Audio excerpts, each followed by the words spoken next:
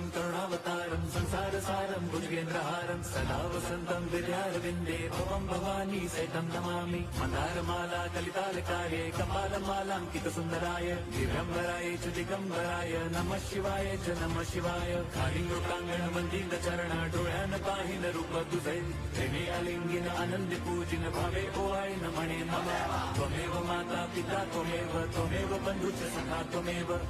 विद्या द्रवणं त्वमेव